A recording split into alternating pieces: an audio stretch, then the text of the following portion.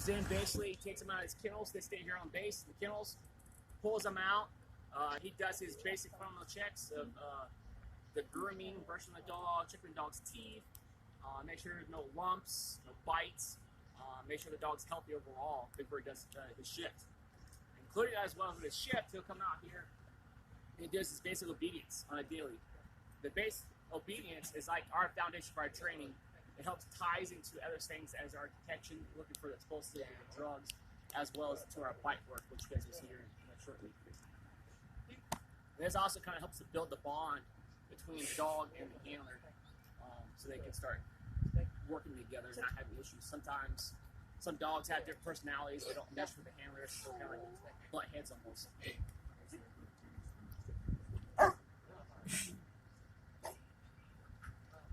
So that right there is not part of our basic obedience. That's just something extra he kind of threw in little tricks. The whole sit down, stay, heel, marching, that's like our foundation for our basic obedience. So that's part you guys are going to see is our obstacle course here. So the reason why we have this here is in our training environment, because these are the kind of things that we'll see out on the road or deployed locations. Make sure that dog is comfortable with different environments, going through tunnels, going stairs, going through hurdles, going through windows. And also a good exercise for dogs.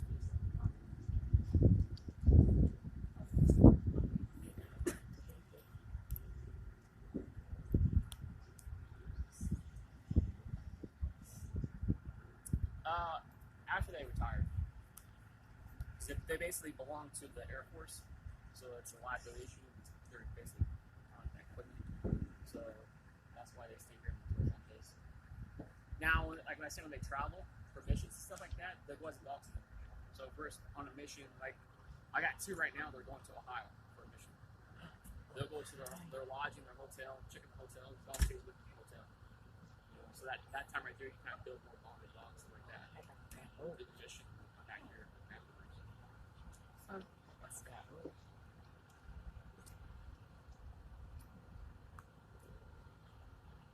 So, if like TDYs and deployments, they go together, but now for us, the dogs are assigned to the base. So if I was to get ordered to PCS to a different base, the dog would stay here, then I would leave and go to a different base. If I stay within the K9, then I can pick the dog from there.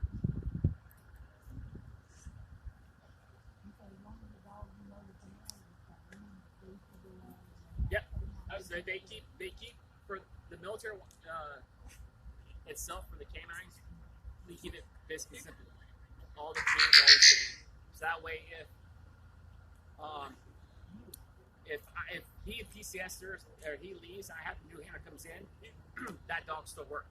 That new handler knows the commands. He can take that dog up, spend it probably about maybe a month and a half in training until he gets certified and then works the road.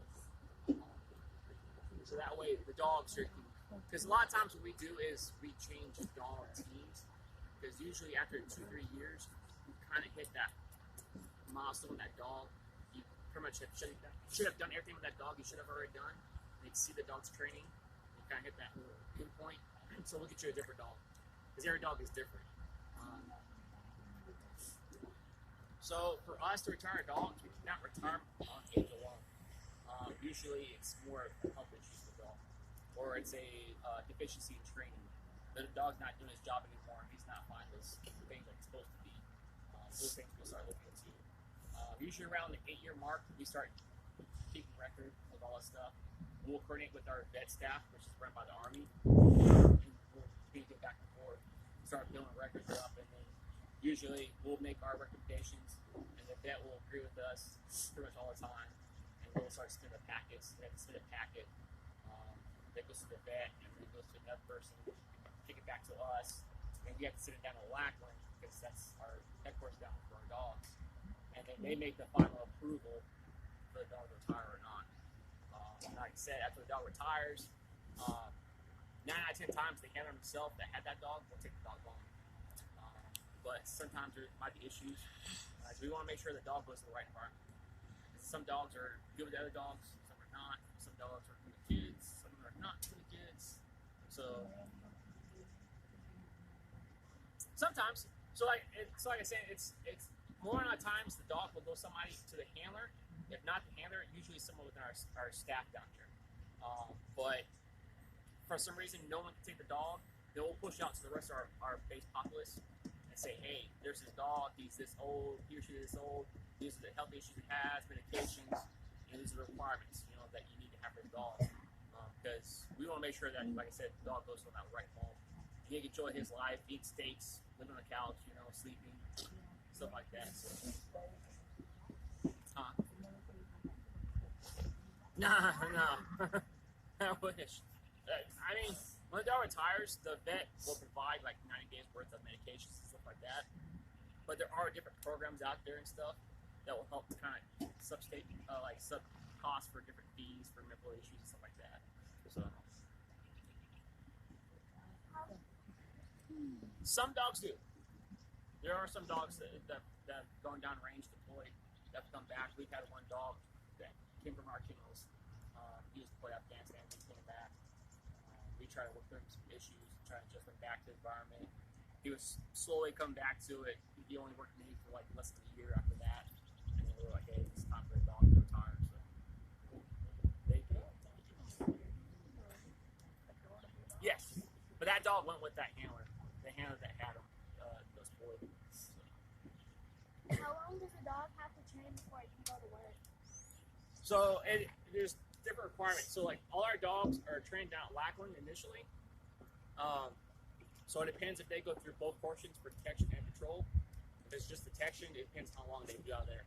Once they certify the dog, then they ship the dogs to different bases where they need them at. So if he was a new dog, he comes in, he'd pick that dog up, and we'll spend maybe a month and a half with that dog before it's actually working the road. He has to go through a validation process, getting certification, certified. Validation's in-house with myself or the field master. It's a long, lengthy 2-day process. We do a bunch of tests, challenges them, and then go certify with the commander, certify. So usually it depends how quick the dog picks it up. If it has any issues or deficiencies we have to fix. Or if I have a young handler that's brand new, he's still going to see it, it'll take longer. And normally I try to get a new dog, older handler. That older handler can teach that dog as well as with my trainers. Or I can take, if I have a new handler, older dog, I can give that old dog to that new handler. If that old dog knows the game, he can still teach that new handler. So, well, you okay?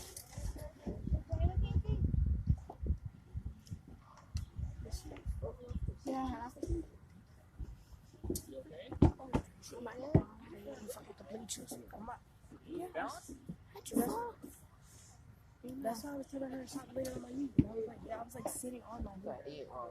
Do you know the scent scale for your dog? What? The scent scale. The scent scale? Yeah. Like how far out and stuff like that? Yeah. That's a yes, sir. Bradley, that's a yes, sir. Say it. Yes, sir. Yes, sir. So the scent scale for the dogs to detect something, it varies. If I have a nice, good breeze, wind, because if I have something, say, down at the end of the road planted down there, and if I have a good wind and my dog seems downwind, he can probably pick it from down here. So we use our factors that we have, like wind and stuff like that, make it easier for the dogs to find things. If I have no wind to my advantage, it might take a little longer. It might be like 100 feet, 100 yards. It just varies. That's a good question. Why the breed of the dog? So why the breed of the dog? It's just something with the Department of Defense has decided with between Shepherds and the Belgian Malinois. Their drive to work is very higher. Their nose is pretty accurate, good. Shepherds, they do have a lot of health issues, the hip dysplasias. The Belgian Malinois, they have a higher tempo drive. So those dogs will work literally until they drop dead. Shepherds kind of go through the motions, they have the drives too, but it's something that they decided to work with. You do see some other dogs. We do have labs. I don't have any labs here, but labs have great noses too. The Navy uses Jack Russells because they're smaller dogs, so they can take on the ships and submarines. So they're smaller, they can fit in those tight spaces. So different branches kind of use different dogs as well. No, they stopped using them back in like World War II. Maybe Vietnam War. think it has some Vietnam for like cinder dogs.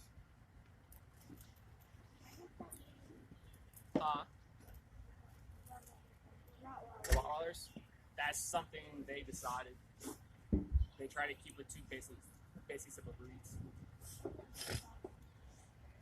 So most of the dogs, they purchase probably about 90% from Europe, overseas. They have procurement teams. They have like a vet staff and some trainers. They get to overseas and they go to different vendors over there. They make sure the mom, the dad's healthy, the pup's healthy. They do their test drive experiments and they'll make their bids. They do try to go through some stateside, some different vendors. A lot of times they don't meet our standards because we have a higher standard that we try to keep up high. But they do have a program down Lackland. It's about 10% of the dogs they actually breed at Lackland for the fields. So if for some reason, say if the dog doesn't meet our standards at Lackland, and they're like, we can't use this dog because he's not meeting our standards, but hey, he might meet your standards. You know, then they can just hand him off to local law enforcement out there, or just retire the dog out, retire and adopt it.